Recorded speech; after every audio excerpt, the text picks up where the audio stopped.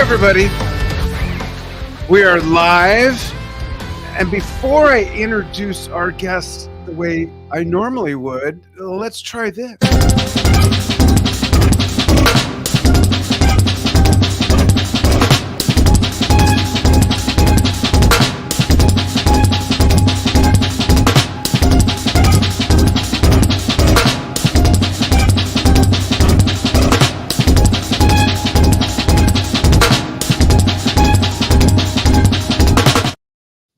Before we get into what the heck is going on there, I want to introduce first-time guest, first-time offender, first-time hazing, Evan Chapman. He's got a wonderful new album that I've listened to 9 times on Bandcamp and then just bought it as he was signing on.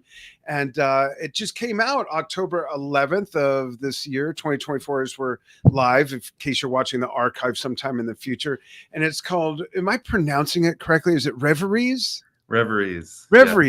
It's great. And before we talk about that video, how would you describe the music? I know it's listed as ambient, but I don't think that does it justice.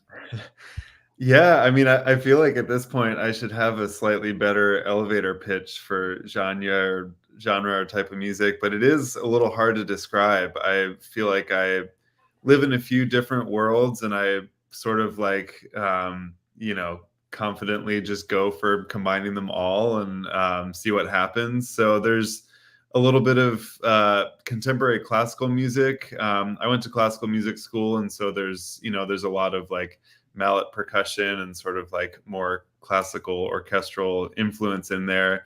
There's also a lot of heavy electronic elements. There's a lot of rock elements. I'm also a rock drummer. That's how I started. But then there's also very quiet ambient moments. I listen to a lot of just textural ambient music that, there's no drum set in sight.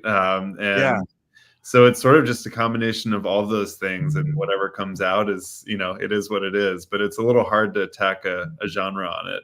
It is. I want to play just a little bit of that clip again, and then tell us what's happening there. It's a interesting ostinato, but I think I hear possibly some other sounds being triggered unless you're manually playing along with them as an overdub, but I don't think that's the case. Check this out.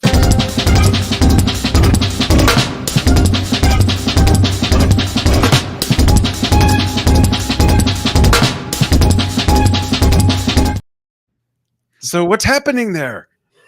Yeah, that watching that video is a bit of a trip, because that was actually like maybe a day or two into the original COVID lockdown. So that was really?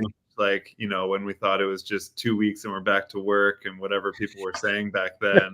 Right. So at the time it was like, really novel thing. Like, I have this time to be just making music in my studio because work got canceled, and it was like scary, but also gave me time to like make music.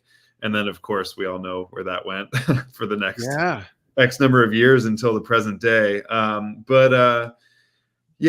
in that clip, I'm sort of running a setup that I kind of learned about from one of my favorite drummers, also a friend, Ian Chang, from a band called Sun Lux.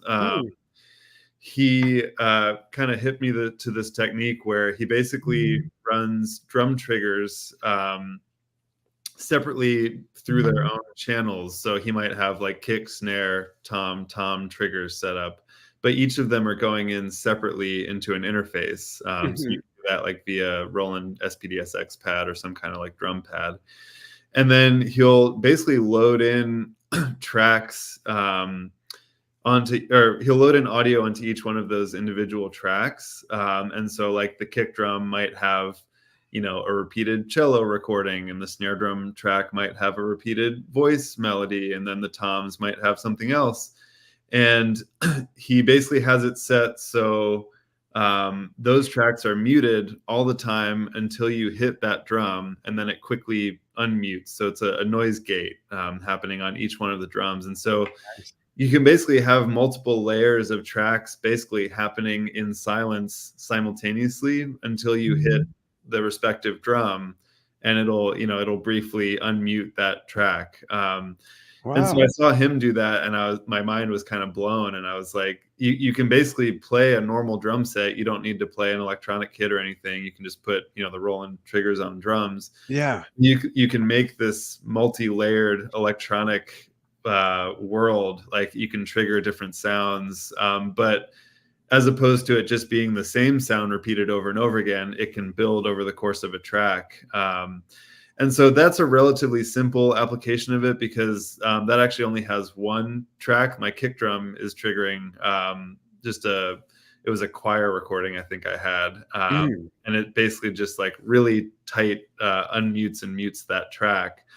But it's super fun to basically just set up like, a project in your DAW and just load in whatever audio you want and play real drums and see what kinds of rhythms come out and melodies. And, it kind of makes you think differently about the way that you're sticking things, because all of Right. a sudden you're adding melodies and harmonies on top of just the sound of the drums that you're hitting. So So interesting. I want to show a bit of it again now that we have context. Check this out, folks.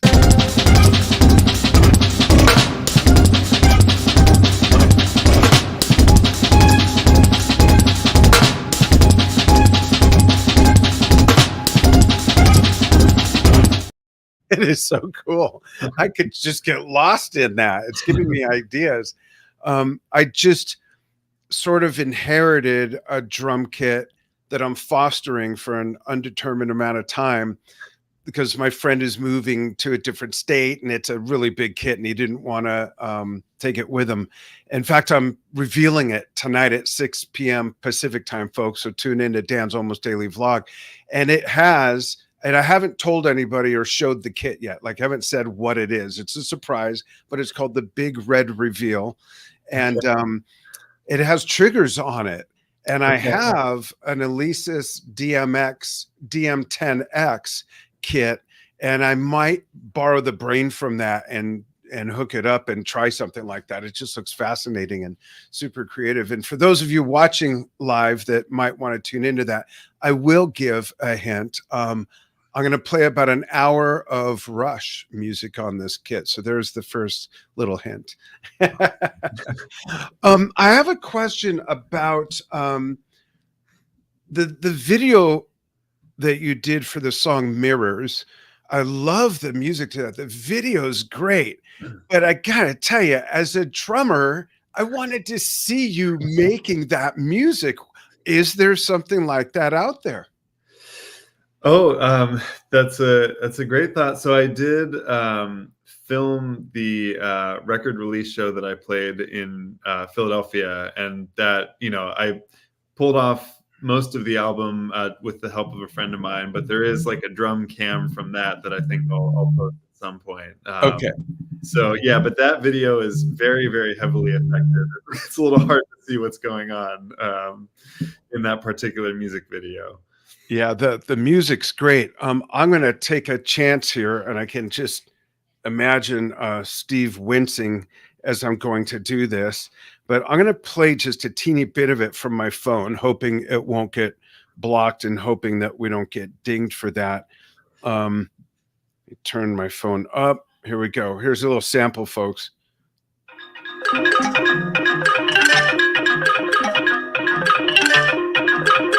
I don't even know if you guys can hear it. Coming through here. Okay. It's so cool. And I'm, excuse me, a huge fan of mallet instruments. Huge fan of mallet instruments. And you mentioned mallet instruments. And I got to get my magnifying glass to see if I want to make sure I pull up the right video of you playing a mallet instrument in a very unique way. Yeah. And I think it's so hard to tell. The thumbnails are so small. Let me see here. Well, I'm going to take a chance because we're going to end up showing both of these anyways. I think it's this one.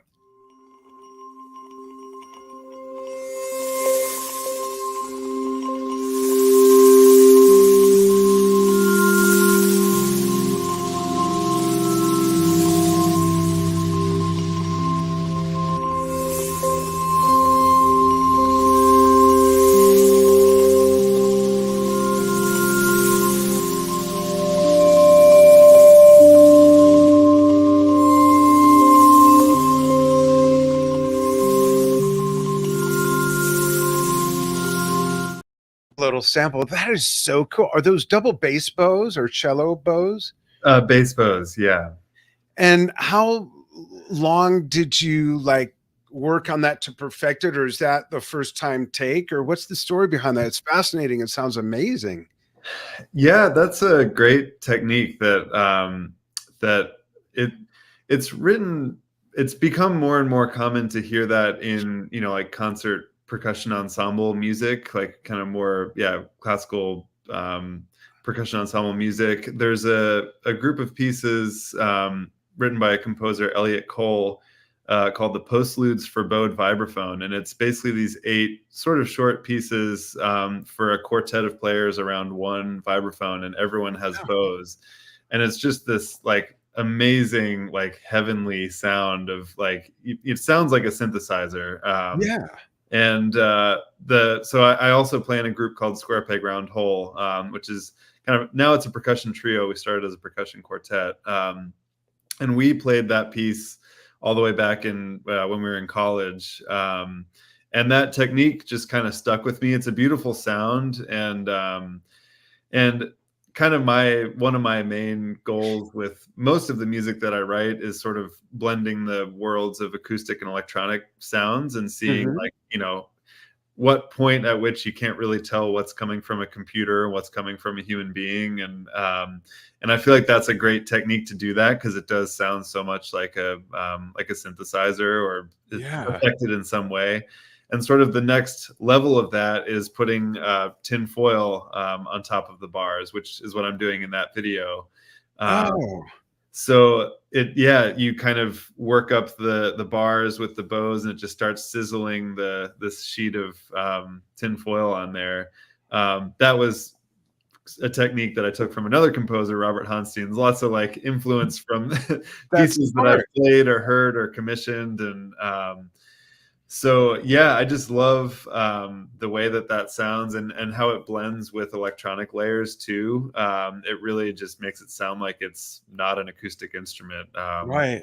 Yeah, it's really fun to play with. Very nice. There's a sound on, I'm trying to remember which song it was. There's this sound on one of your songs. I have it up where I was like, what is that? Um, and it sounded like maybe real fast tapping or clicking and paper crackling. Do you know what I'm referring to? I think that might have been in, maybe that was in Wounds or Marks.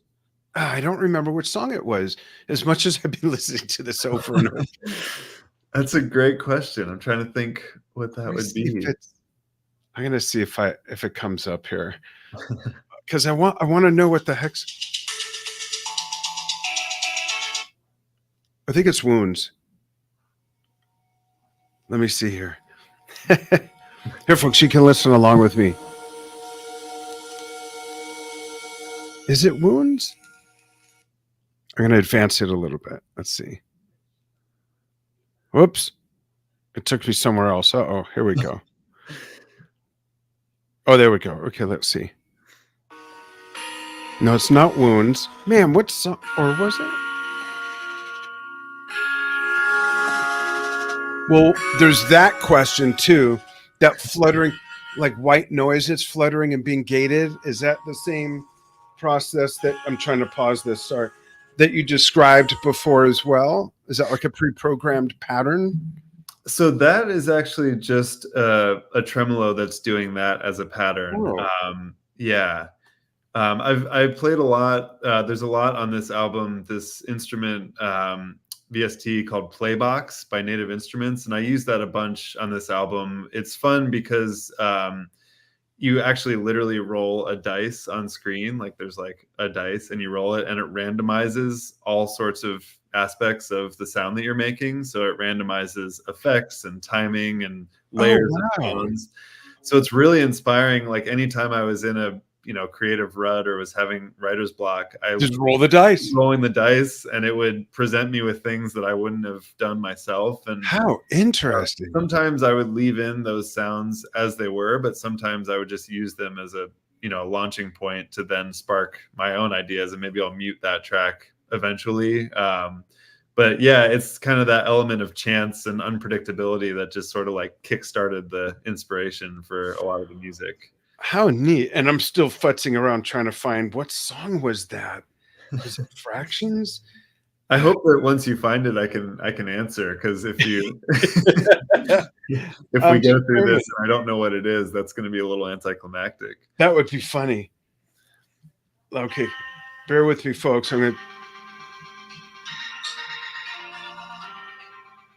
don't think it's that one. I can't believe I didn't write it down. Like, what a dum-dum. Well, I'll figure it out. Let me ask you this. Is drums your first instrument and your primary instrument? I would say primary instrument, close to first. I started on piano when I was really little, but started playing drums when I was, I think, 8 maybe. And yeah, that was my main instrument. Yeah, pretty much since then. Cool. Kind of branched out and learned other mallet instruments, and I still play a fair amount of keyboards, piano, but drums are the main thing. Great. Who were some of your early influences, and who do you admire now, drumming wise, if those are different? Yeah, great question. I mean, you just mentioned Rush, and Neil Peart was a big one for me. I pretty quickly went down the like prog rabbit hole, and so it was a lot of like Mike Portnoy and Terry Bozzio, and yeah, like kind of the nerdier the better. Like the more time signatures, I love that. The nerdier the better. And you mentioned some pretty nerdy drummers there: Neil, Terry, yeah, Mike.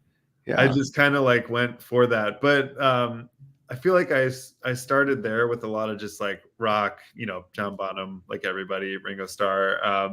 Went into the prog thing, but my dad has been a big jazz music lover for his entire life, pretty much, and he would take me to a lot of jazz concerts, growing up and in high school. Oh, great! So I was very much inspired by some people from that world too. A lot of like Bill Stewart, and there's a bunch like Elvin Jones, and so that very much played into my like kind of drum world. Nowadays, I very much find myself, I guess, being inspired by people, like I was just saying, like blending sort of the acoustic electronic worlds, and whether that's literally playing with electronics or whether it's playing acoustic drums in a way that sounds electronic in some kind of way or is processed in some kind of way. So I mentioned Ian Chang. He's a big one for me from Sun Lux. Yeah, there are a few people. I'm gonna like forget all names now. I do that all the time, and then I go, "Oh, I should have mentioned so and so," or whatever. Yeah. D'Anthony Parks is another one who he will often play with like a sampler or keyboard to his left, like just to the left of the hi-hat, and he'll play drums with one hand, but it's very much like triggering samples and playing electronics with one hand while he's playing acoustic drums with the other. There's a drummer is actually a big influence for a lot of this music. There's a drummer producer who was based in Philly for a long time. I think now he's in Belgium. He goes by Nah, Nah. And I've seen him a few times live, and it's really just like visceral, exciting. Once again, mainly drum set, but has triggers and samplers, and he plays along to a lot of electronic tracks. And honestly, he was kind of who I sort of like modeled, how I might pull this off live. Like live. Oh, I was going to ask about that. Yeah, like not being afraid of just having a lot of stuff coming through tracks, and sort of approaching it more like a maybe like DJ or producer would, where it's like you're watching them do one thing, but you are hearing a lot of other stuff. Yeah, and that's okay. Totally. I want to show a video of you drumming. Here's this one here. Check this out. Another video of you drumming, that is.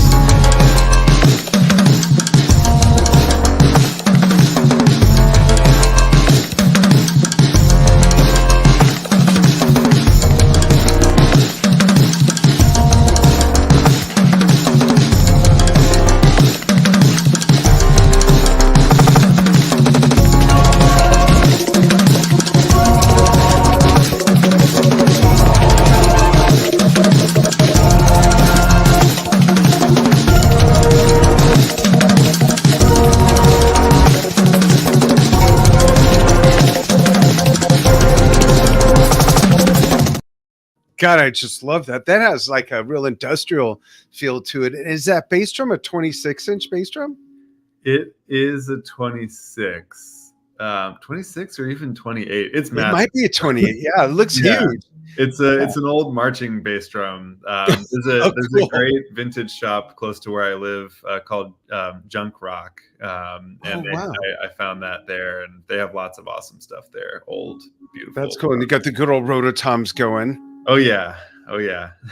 And was that a snare to your right that I saw? Yes. I actually wasn't paying super close attention to that, but I do often play with a piccolo snare, kind of Okay, right under that's the yeah, ride. Yeah, very cool. yeah. Yeah, so let's talk about bringing this live, and then I have another question. Is that in the works? Are you planning to tour or do some live shows, at least locally? Where you, I forgot to mention that Evan's in an undisclosed location just outside of Philly. We can't disclose it or they'll kick him out. Yeah, I don't want to get doxxed or anything, but Right. I did play 3 release shows. I played Baltimore, Philly, and New York just a couple weekends ago, which was it was tons of fun. A friend of mine, Jordan Munson, great percussionist, electronic musician, came and helped me pull off everything live. He was like the perfect like center of the Venn diagram of percussionist, has great drum percussion chops, but is also a technical wizard, and Mm, can navigate his way around a Ableton file and triggers and MIDI keyboards, and so it was really helpful to have him around to help pull off both the percussion stuff, but also the electronics live. But yeah, I kind of just had to distill, because there's a lot going on in the tracks. There's many layers of yeah. instruments, and most of which are not feasible to bring to a live concert. It's like a lot of old, like I have a pump organ and an old upright piano, and How old is your pump organ? oh gosh, I don't know. I should check. Yeah, it's an I, old SD pump organ. I actually went and visited the former SD factory last year, which was really awesome, where they oh, make all wow. the pump organs. I But ask because I have one from England and I don't remember the brand off the top of my head. I've had it forever. And it's a 1887 pump organ and it wow, works. It still works. that's amazing. Those Mine's things definitely will give not you a that workout old. too, right? Yeah. Would you Um, say yours isn't that old? it is not that old, It no. probably sounds better But too, though. it is falling apart a little bit, hence why I didn't feel like I could bring it out on the shows. Yeah. But yeah, I just kind of had to go through song by song, and I, bounced out all of the stems and basically just decided what we could pull off live, and what had to stay in the tracks, and with the goal of always doing as much as we could live, but inevitably there's going to be stuff that has to stay in the tracks. But we would usually pick out big melodies or anything like that, and I would have Jordan maybe play that on keys, and I was mostly playing drum set. I had a little keyboard to my left, and went around to the vibes a couple times, Cool. but yeah, it was mostly just Jordan and me figuring out how to pull off as much of it in real life as we could. Do you have any video of that, Evan? There were some Instagram clips floating around. Aside from that, I think it's just the video that I have from Philly, which I will release at some point. So if people want to follow along on Instagram and YouTube, I'll be releasing that at some point. I Great. got to mix the audio first, but Yeah, let us know when that's out. We'd love to curate it for you on our channels. yeah, we'll do, definitely. And forgive me for not knowing this, but have you ever, or do you have interest in licensing any of your music for film or doing film scores in this style? Because I think it's totally worthy. I could totally hear this as transitional music, underscore music. I mean, all kinds of different applications. Yeah, that's often on my mind, and especially because I do a lot of film work as sort of my day job. The band that I play in that I mentioned before, Square Peg Round Hole, we do license our music. We're on a site called Music Bed, which it's a whole library of music for creators, filmmakers, and that music is also very cinematic feeling and instrumental, and so yeah, I think a pretty logical next step with this project would be to do that kind of stuff. Yeah. No, I feel like the those like wires haven't plugged in quite yet, but I think it's very likely that that would be in my future. It feels like it makes sense. That's cool. And before we went live, and you just mentioned it now, you have a film production company, something you and I have in common. Before I started Drum Talk TV, I had a video production company for about 12 or 14 years. Oh wow. Mainly doing that was born out of me, and I'm curious how you got into it. It was born out of me first having a cooking show on TV, believe it or not, folks. Cool. And that really made me fall in love with the medium of video. And when that was done, I produced a couple other programs and supervised and did post production. Then I just started getting work, B2B work, doing like company overviews online. This is in like YouTube wasn't even born yet. Sure. YouTube was born right at the tail end of everything I'm telling you. And then I worked with a lot of really big companies on training videos, marketing videos, different things like that. And somehow all those years, Drum Talk TV never came to mind. But how did you fall in love with the medium and get into it? Yeah, I mean, honestly, I kind of picked up where that left off with YouTube and like DSLRs becoming so easily available. I so I own the company with my partner Kevin Eichenberg. We grew up together. We are childhood friends, and both drummers. And so yeah, we grew up as drummers. We played in like school bands together, school orchestra. And kind of got into film, or at the time got into just cameras period as a hobby.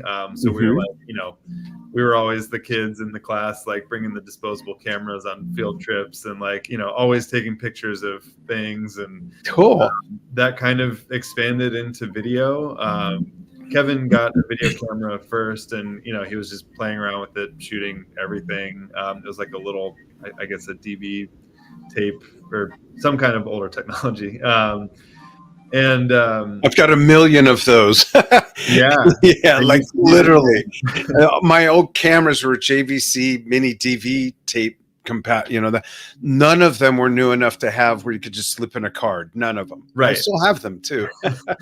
Yeah, those are probably. I mean, I feel like all that retro technology is coming back, so those might be worth a lot pretty soon. Cool. But yeah, he would film me playing drums. Like that started to be a thing that we did together, where like I would, transcribe or learn a song, a pop song or a rock song, and I would enlist his help to like film a couple angles and cut it together. And started a YouTube channel from that, which was mostly just like drum covers, percussion covers of popular songs.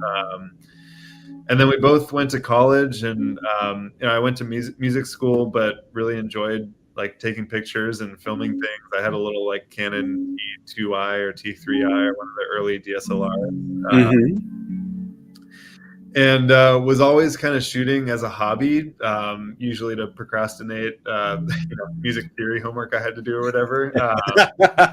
And as my studio mates and friends kind of learned that I enjoyed doing that, that kind of turned into like, hey, can you come film my recital? Can you take my for this audition that I have or whatever it is?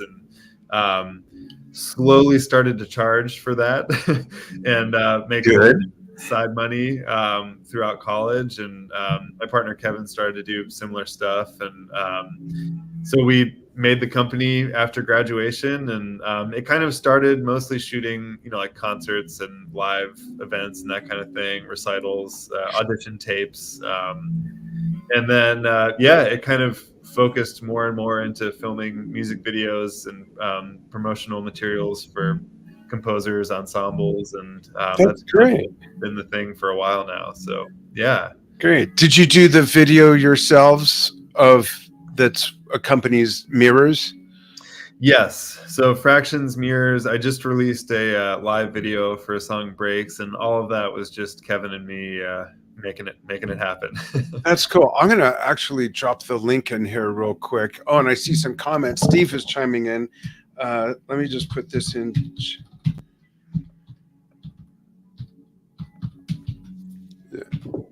I knew I was going to do that. Okay, there we go. There we go. So Steve says, that we hear. Okay, the music. Love the sounds and kind of tangent, but I like the lighting and the color of that room. I think Steve's referring to the video mirrors, probably Steve. Yeah. Which, gosh, I wish I could play that, but again, I don't want to risk it getting muted and all the nonsense that comes with that. And it's Makes sense. funny, I don't know if you could hear in the background, but I've been clicking on each song to see if I hear that sound that I was looking for. There is a lot of like textural stuff, like in the track Bodies. Reveries. Oh Um, yeah, Reveries. Yeah, too. that one's Bodies got has some some. like just I stuck a field recorder in my backyard. There's some bird chirps and I actually mic'd so the upright piano that I have is just in the next room over. I'll often run that through various effects, but I have this thing called a Chaos Pad, Kaoss, which is basically like a touch screen that you can load different effects onto. Hmm. And it's really fun to mic up the piano and then run that into this touch screen and sort of like play piano and affect the sound at the same time. Neat.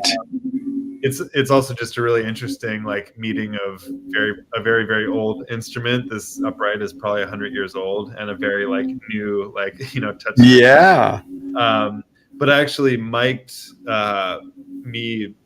my fingers on that touch screen, so you can hear like the clicks of my finger pads too, like Oh, on the touch screen. So you're getting the effect of the glitches and the stuff that I'm doing, but you're also literally just hearing my fingers on the thing. I wonder if that's on Reveries. It is, I yeah. wonder if that's what I heard. It'd be funny if what I heard wasn't from your album at all, and my truck was making some funny noise while I was driving and listening. I'm starting to wonder now. I'm going to play Reveries in the background here and see if I pick it up. Otherwise, Sure. I need to have the truck looked at.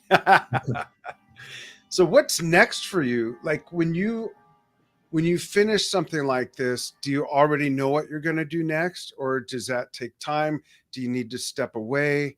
How does your process work going from musical project to musical project? Yeah, it's a good question. I mean, that is the thing that I like about sort of bouncing between the film and music worlds, is that I feel like I can take a break from music, like making and performing music, while also still being in the world and collaborating with people and like inspiring composers. And um, it doesn't feel like, Utilizing your creativity still without being stuck in one bucket. yeah, exactly. Like, I'm not going to like, a desk job where music is not on my mind at all. It's, I'm very much like still bouncing around in the similar world. So, yeah, I feel like, I mean, putting out an album is a lot of work, and especially a solo album. It Like is. I'm used to sharing responsibilities with my bandmates, and now like everything is sort of just on me, like the videos and the social media and everything. So it is a lot of work, and I think for that reason, I'll take it easy for a little bit. But I am already working on some new music. That will probably turn into another release at some point down the road. I've also been working on a commission project to have some composer friends of mine basically write for the Roland SPD-SX pad. Oh, So, some musicians who live kind of more in the electronic world, but writing pieces for me to perform on like a drum pad. oh So that's wow. like the next thing that I have on the immediate horizon is, learning, recording, performing that music. But then there will probably be another Evan Chapman release. uh, Cool. before And is that Roland project for Roland, like to demo the instrument basically, or a It's actually tutorial? not. It's just for me, and I've always incorporated that pad like into the kit as a sort of hybrid thing. With the band that I play in, I just don't use a rack tom, and I just have the SPD pad there instead. And Oh, um, I just find that it's a really easy way to bring in electronic sounds into the acoustic drum set world. You still hit it like you would a drum. It's not like you have to do something with your fingers or so it feels very much like making electronic music, but in the way that I know how to physically play an instrument, which is with drumsticks doing Yeah, this. Yeah. exactly. And Steve chimed in. He says he was referring to the Orange Room. Is it that one? Yeah. Yeah. That's cool. Tell us about the Orange Room. Oh, well, my wife she's a textile designer, but has a very good color sense. And so there's lots of, I can't really like move my computer around too much, but our house is very vibrant, has lots of colors, and a lot of it comes from her brain. So there's like some deep teal down there, and there's Yeah. that color up there. There's some Bon Iver artwork up here. So Interesting. My wife is an artist as well. Interesting thing about those two colors you just pointed out, Evan. I just finished I listen to books. It's just easier for me than taking time to read. And I just finished Alex Van Halen's biography called Brothers. And when he met his wife, Stima, she was if I remember correctly, a not set designer, but a creative designer for film, basically. And when you went into her office, she had a big, bright orange beanbag chair juxtaposed with a green pickle jar on her desk. And he said those two colors just like blew his mind, how they just went like that. And it's funny, you've got the Orange Room and the teal down there. yeah, I mean, contrasting colors, you can't go wrong. And also here, I feel like it's worth unplugging just for this. So I put out an album in 2020, once again, of some commissions that I had other people write for me to play on drum set.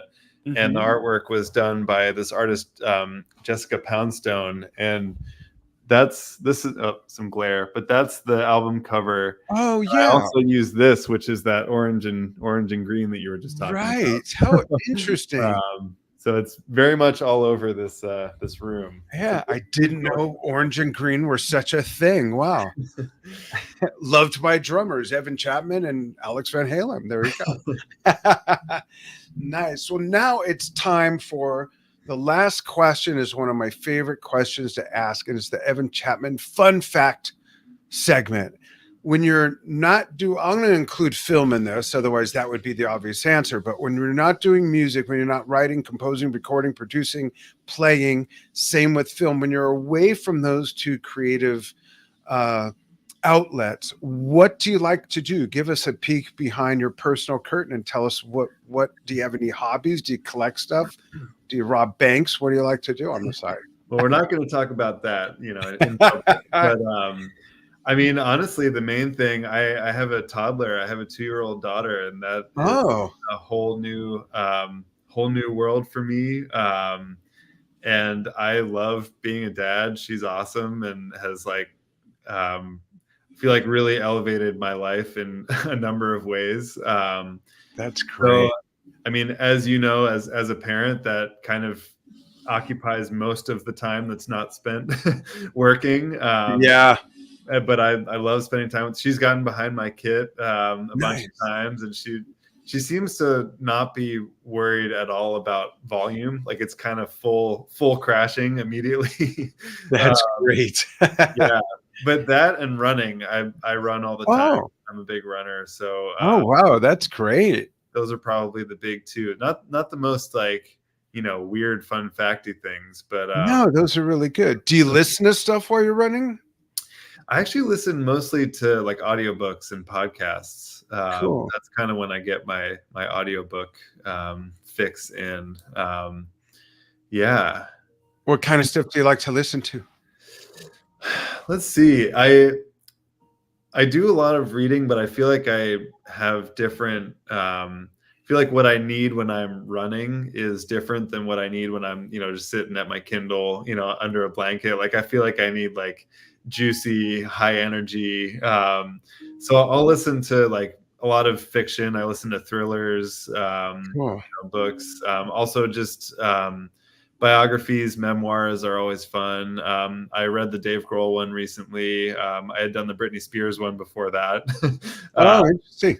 So those just keep me going. But on the Kindle, I usually listen to the much more like artsy, like, that kind of thing. But I also do have a select few playlists that come out towards, like when I'm deep into a long run and I need something to pick me up. So I'm trying to think of what those are, but some like, heavier electronic music and some kind of faster rock, punk. Yeah. That's cool. Yeah. That's awesome. Before we go, I do want to show those who may have missed it that joined us late samples of your work. We're going to start with the drum set. So here's this, folks. Check this out.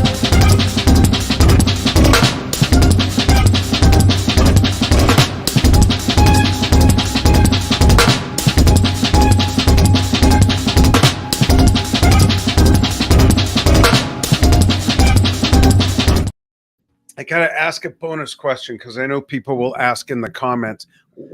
And there's an explanation of what was going on there, folks, earlier in the interview. So if you missed it, watch the whole thing. What's with those drum heads? Did you color those, or are those something cut out, put on the drum heads, a material or something? So those are made by a one-man operation company called Drum Tortillas. So they're actually just mutes. They're not the heads themselves, but they're like full, drum head sized mutes. Just pieces of fabric, but I think Mason is the name of the guy that makes those, and is always whipping up crazy combinations of colors and patterns. And as a very visual, colorful person, I like just kind of like barfing rainbows on my drums. Cool. Nice. Yeah. So shout out to Drum Tortillas. They sound great. They're really fun to play. They look great. Cool. Check them out. Where's he located?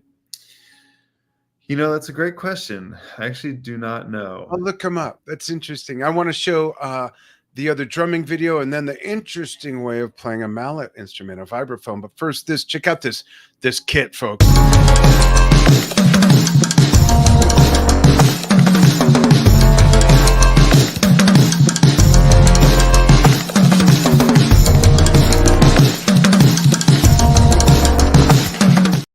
It's so cool. I just checked my email confirmation. It is a 26, not a 28.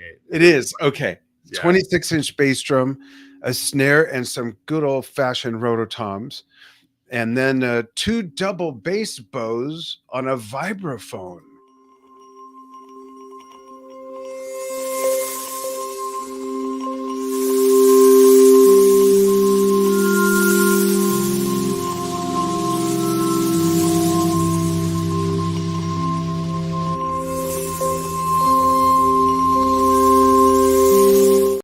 And the sizzle from the vibration sound, like my rain stick. It has a similar kind of sound. That was really creative. That was beautiful. Yeah. Cool. Evan, thank you so much for taking time for joining us, folks. Thank you for joining us. Hope you've been creatively inspired by this man's amazing music. You got to get the album like a dum-dum. I did not load the cover, but I want to show everybody. First, there's this. This is on Bandcamp. Very cool picture. And then we've got the album cover. Yeah, shout out to Brock Lefferts, designer who designed that cover. Awesome. It's nice. You can find it on Bandcamp, but buy it. I bought it right before we started the interview. Buy people's music. Don't just listen to it. If you love it, buy it. If you don't like it, buy it. But I'm sure you'll love this. And Evan, stay on the line with me for a bit. And folks, thanks again. Lots of great stuff coming up as we wind down the year. December 1st, noon Pacific, 3 p.m. Eastern, 8 p.m. I believe that would be UK time. The Drum Talk TV documentary comes out. Our first 10 years, we're going to have a live watch party. And check out the membership site at www.drumtalktvbrilliance.com. We've got 3-4 months worth of game shows scheduled and fan Q&As and stuff like that. So have fun with that, folks.